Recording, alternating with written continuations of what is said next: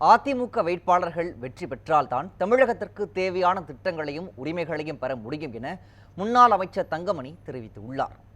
ஈரோடு மக்களவை தொகுதியில் போட்டியிடும் அதிமுக வேட்பாளர் ஆற்றல் அசோக்குமாரை அறிமுகப்படுத்தும் கூட்டம் குமாரபாளையத்தில் நடைபெற்றது. இக்கூட்டத்தில் முன்னாள் அமைச்சர்கள் செங்கோட்டையன், KV ராமலிங்கம், முன்னாள் சட்டமன்ற உறுப்பினர்கள் சிவசுப்பிரமணி, தென்னரசு உள்ளிட்டோர் கலந்து கொண்டனர்.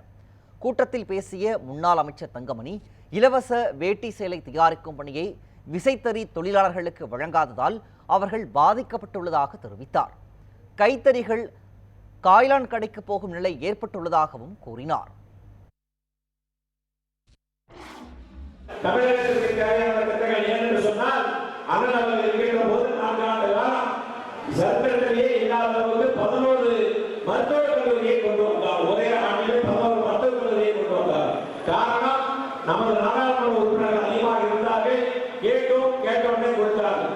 ஆனால் திமுகவின் நாடாளுமன்ற உறுப்பினர் என்ன செய்கிறார் என்று சொன்னால், அவர்களுக்கு என்ன தேவையோ அதை பார்த்துவிட்டு அங்கே நாடாளுமன்றத்தில் பெட்டியை கேட்டுவிட்டு வந்துவிட்டார் 5 ஆண்டு காலமாக. ஆக மீண்டும் அவர்களுக்கு வாக்களித்தோம் என்று சொன்னால் நமது